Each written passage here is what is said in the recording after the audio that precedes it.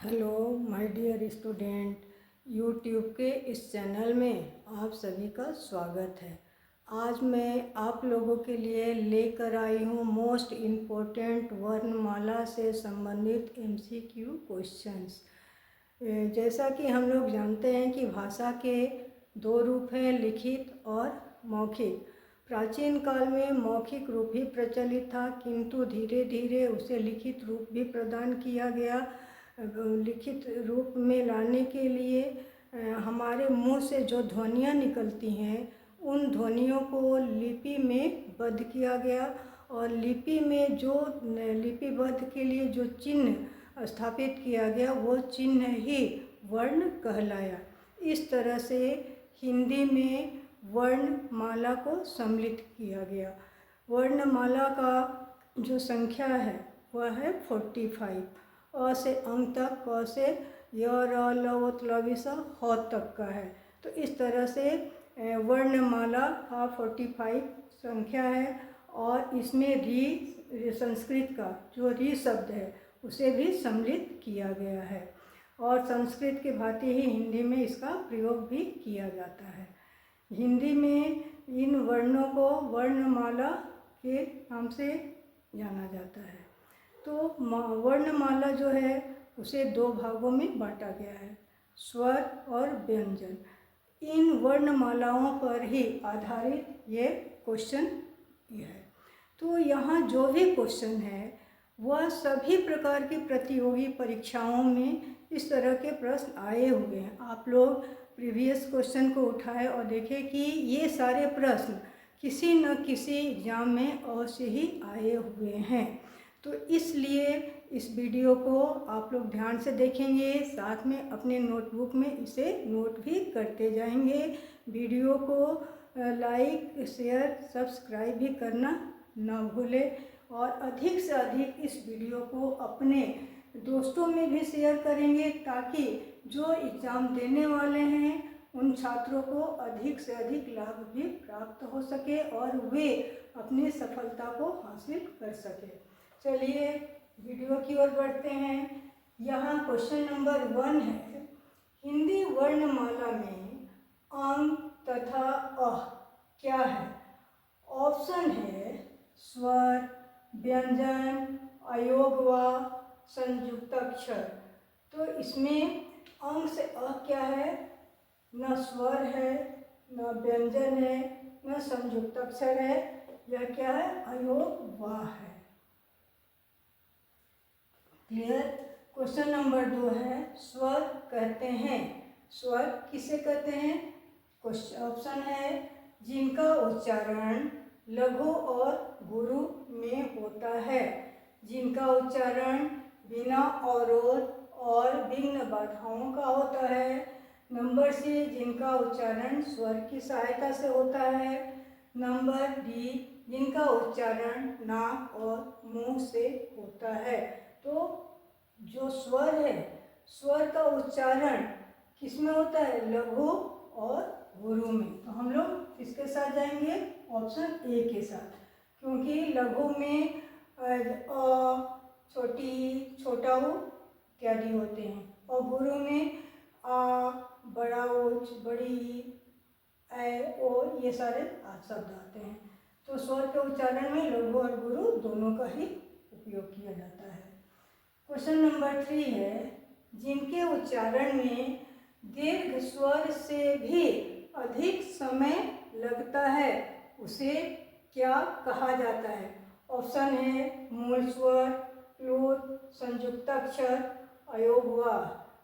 तो कौन सा? जिनके उच्चारण में दीर्घ स्वर से भी अधिक समय पूछा गया है। तो दीर्घ स्वर जैसे बड़ा ऊ है, बड़ी है, ओ, ये सब है, उनके उच्चारण में तो समय अधिक लगता ही है, लेकिन उससे भी अधिक समय इन ऑप्शन में से किस में लगता है? तो प्लूत, नंबर बी। प्लूत में जो भी उच्चारण किया जाता है जिन शब्दों का, दीर्घ स्वर से भी अधिक समय लगता है, जैसे ओम, राम, इस तरह के उच्चारण में अधिक समय लगता है, और वह किसके अंतर्गत आता है? वह प्लूत के अंतर्गत आता है। क्वेश्चन नंबर 4 है, निम्नलिखित में से कौन स्वर नहीं है? स्वर पूछा जा रहा है, स्वर नहीं है। और क्या है? स्वर है, स्वर है, ए स्वर है, डी ये क्या है? पंचाक्षरी का है, च छ ज झ य, तो ये स्वर नहीं है, ये क्या है? यह व्यंजन है। तो हम लोग किसके साथ जाएंगे? क्या क्वेश्चन पूछा गया है कि स्वर इसमें कौन सा नहीं है? तो नंबर डी, या व्यंजन है, स्वर नहीं है। नंबर 5, वे ध्वनियाँ जो स्वर की सहायता के बिना उच्चारित नहीं हो सकती वह क्या कहलाती है? स्वर, शब्द, व्यंजन, संयुक्ताक्षर। बिना स्वर की सहायता से कौन सा उच्चारित नहीं होता है? स्वर में तो मात्रा लगता ही है, शब्द 2 शब्दों के मेल से बनता है, व्यंजन संयुक्ताक्षर 2 शब्दों के मेल को संयुक्ताक्षर कहते हैं। तो व्यंजन जो है क से म तक का जो पंचाक्षर है उसमें जो भी हम लोग शब्द बनाते हैं, जो उच्चारण करते हैं, उसमें स्वर की आवश्यकता पड़ती है। तो स्वर के बिना इसका उच्चारण नहीं होता है। किसका? व्यंजन का। तो हम लोग किसके साथ जाएंगे? ऑप्शन सी, व्यंजन के साथ। नेक्स्ट नंबर 6 है, निम्नलिखित में से एक स्पर्श व्यंजन है। स्पर्श व्यंजन, स्पर्श व्यंजन किसको कहा जाता है? जो नाक से बोलते हुए मुंह से निकलता है। तो यहाँ स, छ, ल, ह, और यहाँ पूछा जा रहा है स्पर्श। स्पर्श हमारा क्या होता है? पांचों पंचाक्षर के 5 वर्ग होते हैं। तो यहाँ छ है, छ हमारा क्या है? यह स्पर्श व्यंजन है। नंबर 7, हिंदी वर्णमाला के अंतिम पंचाक्षरों का उच्चारण स्थान क्या है? अनुनासिक, कंठ, तालव्य और मूर्धन्य। कौन सा है? ये वर्ण अंतिम पंचाक्षर का उच्चारण किससे होता है? नाक से होता है, नासिका से होता है। तो जहाँ नासिका से होता है उसे हम लोग अनुनासिक कहते हैं। तो 5 अक्षर का अंतिम 5वां अक्षर पंचाक्षर किसे कहा गया है? जैसे क, ख, ग, घ, अ, च, छ, ज, झ, य, न, म। तो ये सारे क्या है? लास्ट वाले पंचाक्षर कहलाते हैं। तो वे नाक से बोले जाते हैं। तो नाक से बोलने वाले जो वर्ण होते हैं वह किसके अंतर्गत आता है? अनुनासिक के अंतर्गत। तो हम लोग किसके साथ जाएंगे? ऑप्शन ए के साथ। नेक्स्ट है अंतस्थ व्यंजन है। कौन सा है? ऑप्शन ए क्लवी स, दंती स, ह, बी छ, त्र, ज्ञ, सी अं, अ, डी य, र, ल, व। तो अंतस्थ कौन सा होता है? य, र, ल, व। हम लोग ऑप्शन डी के साथ जाएंगे।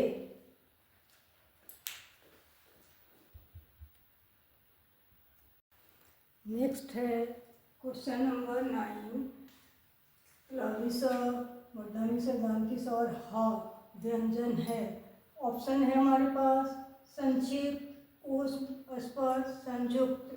तो जब हम लोग क्लवी स, मूर्धन्य स, दंती स, ह व्यंजन का उच्चारण करते उस समय हमारे मुंह में गर्माहट या सरसराहट होती है।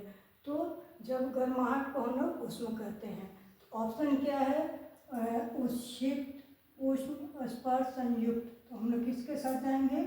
ऑप्शन बी के साथ, ऊष्म के साथ। नंबर 10 है उच्छिष्ट व्यंजन है। क्लवी स, मूर्धन्य स, दंती स। ऑप्शन बी य, र, ल। नेक्स्ट है छ, त्र, ज्ञ और नंबर डी है ढ और ड़। ठीक है। तो जब उच्छिष्ट व्यंजन उसे कहते हैं जब हम उच्छिष्ट वर्णों का उच्चारण करते हैं तो हमारी जो जीभ की जो नोक है वह तलवे से होकर के झट से वह व्यंजन हमारे मुंह से निकलता है।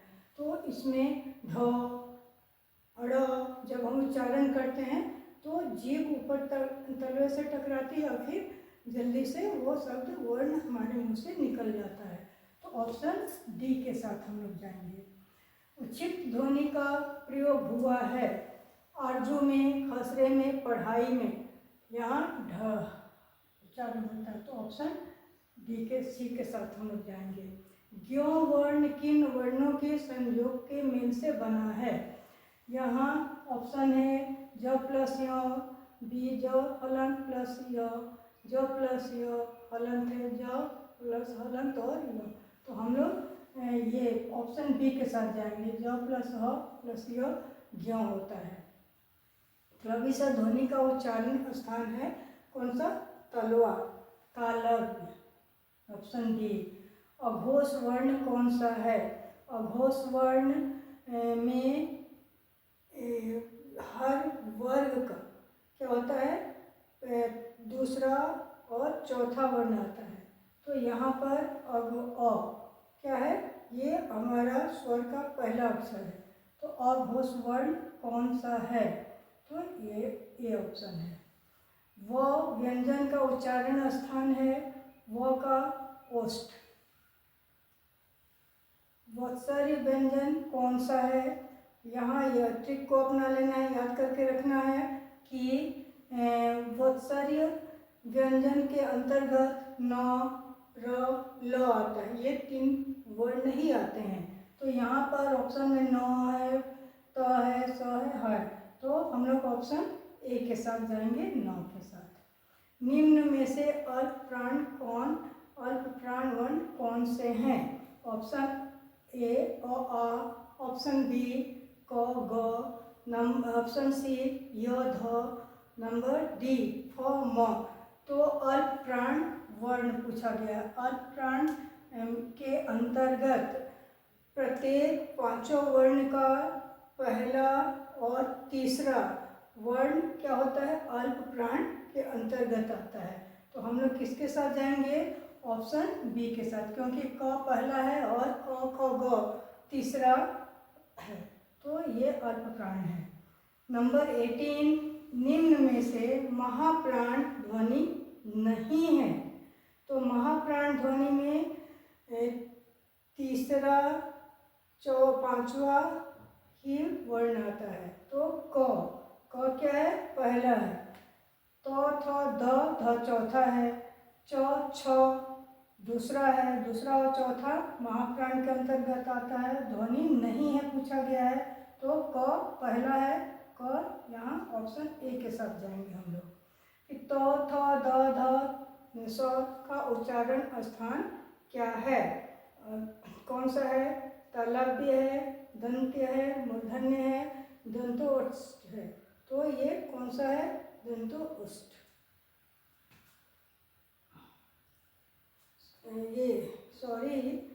यहाँ व व्यंजन का उच्चारण स्थान पूछा गया है। यहाँ उच्चारण स्थान हमारा दंतोष्ठ, दांत और ओठ दोनों लगा हुआ रहता है। नंबर 20, इनमें से कौन सा शब्द शुद्ध रूप है? आशीर्वाद, आशीर्वाद, आशीर्वाद, आशीर्वाद। तो सही स्पेलिंग क्या होता है? नंबर डी आशीर्वाद। ये जितने भी यहाँ क्वेश्चन है ये सभी किसी न किसी एग्ज़ाम में ये सारे क्वेश्चन आए हुए हैं। इसलिए इसे आप लोग अपने नोट कॉपी में अवश्य ही नोट करेंगे और अपने सहयोगियों को भी सहयोग करेंगे, इसे शेयर भी करेंगे। नेक्स्ट वीडियो में नेक्स्ट चैप्टर के साथ मिलते हैं।